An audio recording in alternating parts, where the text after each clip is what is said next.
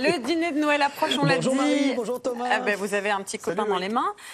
Avant de mettre sa volaille au four, bon la pauvre, hein, elle va entendre. Il ne faut pas qu'elle entende ce que je suis en train de dire, mais avant de la mettre au four, il faut bien la choisir. Alors comment vous faites pour la choisir, la pauvre? Eh ben déjà, vous choisissez un territoire merveilleux. Je suis dans un territoire que le monde entier nous envie. On est en Bresse. Alors, on est tout au nord de la Bresse. Il faut savoir que la Bresse, elle est sur deux grandes régions, la Bourgogne-Franche-Comté et Auvergne-Rhône-Alpes. Alors, il y a le territoire de l'Ain, ça c'est le premier département phare, mais il y a aussi la Saône-et-Loire, où nous sommes. Et puis, il y a aussi un petit peu le Jura. Vous dire que ici, dans ce territoire, on s'active beaucoup parce que c'est la première appellation de France. Et il faut s'imaginer qu'ici, à la ferme Guyotte, en une journée, on va faire le travail de près d'une semaine durant l'année en temps normal. Vous imaginez, donc à 10 jours de Noël, c'est un peu l'effervescence. Le tout avec une grippe aviaire qui s'est invitée à la table de Noël, mais on commence à être rodé maintenant dans les protocoles, puisque c'est presque depuis 2015 que la grippe aviaire s'est imposée en France. Voilà. Alors justement, comment elle se porte la dinde de Brest et aussi la dinde de France ? Ah, alors la dinde de Brest et la dinde de France elles vont bien. Vous dire en fait que depuis le 5 décembre, toutes les volailles sont confinées. C'est pour ça que nous sommes venus ici. On est venu chez Joseph, on s'est invité chez Joseph, parce que finalement, en fait, on n'a plus le droit d'être au milieu des volailles, puisque toutes les dindes sont confinées et sont protégées justement pour pas qu'il y ait des personnes extérieures qui viennent les contaminer ou amener plein de choses. Et donc justement, qu'est-ce qu'elle a de particulier cette dinde de Brest? C'est la meilleure du monde? Alors bon, je peux pas dire le contraire, mais voilà. Donc c'est une dinde. Déjà, c'est un élevage hyper long puisque nos dindes, elles sont nées courant avril.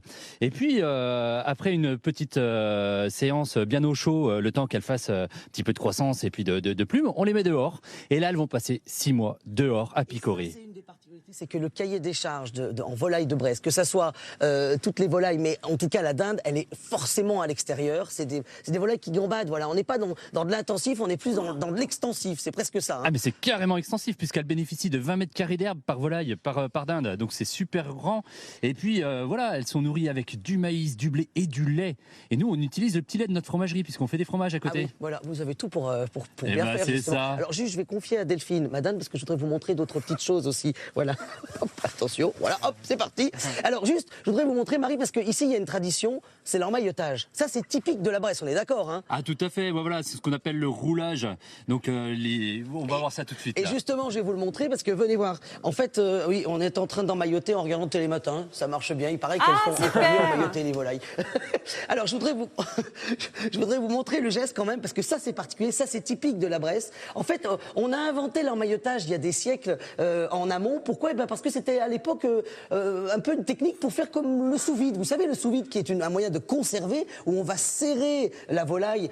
Et bien là, en fait, c'est exactement la même chose. On va le faire dans un tissu. Il y a même un concours puisque au moment des Glorieuses, les premières Glorieuses arrivent ce vendredi à Bourg-en-Bresse. Là, on sera dans l'Ain. Il faudra ensuite attendre samedi pour que ça arrive ici en Saône-et-Loire. Et vous dire, on va élire la meilleure volaille emmaillotée, la plus belle. Et regardez ce que ça donne. C'est pas beau, ça. Regardez, c'est le geste. Ce geste, il est vraiment typique à la Bresse et on le trouve qu'ici.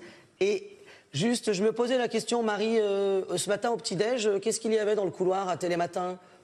Dans le couloir, il y avait des croissants, des viennoiseries, je suppose. Ouais. Moi, nous, aujourd'hui, on a invité un chef 2 étoiles au petit-déj. On s'est dit que c'était pas mal aussi.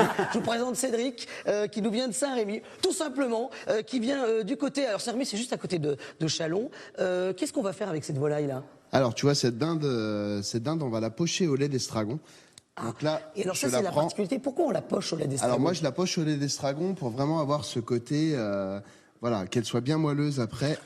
On va la pocher juste une dizaine de minutes à 80 degrés.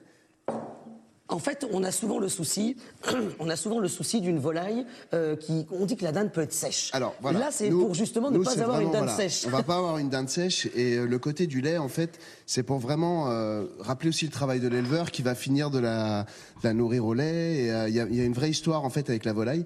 Donc on la poche comme ça 10 minutes à 80 degrés, ce qui va pas la cuire, mais ça va la tempérer déjà. On va la mettre à... Voilà, la chair va être vers les 30-35 degrés. Et ensuite, on va venir la rôtir d'une version très classique. Et regardez, avec du marc de raisin. On va vous la montrer, regardez. Oh, ça a l'air bon, mon Dieu. Voilà. Le tout, arrêtez les châtaignes dans le croufion des dindes, mettez du marc, parce que ça, Voilà. c'est encore meilleur. Qu'est-ce que ça va changer, le marc à l'intérieur? Le marc respire. Ah, Merci eh ben voilà. Loïc. Je te conseille juste de le sentir. Tu vas voir, c'est vraiment un parfum très odorant. Ben voilà. Ça nous rappelle la vigne. Vous ne pouvez plus louper votre dinde pour Noël. Merci Pensez Loïc, le lait, on a l'estragon compris. et un Hein. petit peu Plus de là. châtaignes dans le Et croufion. 1h45 à peu près en termes de rôtissage. Tout dépend du poids de la bête. Merci Loïc Ballet.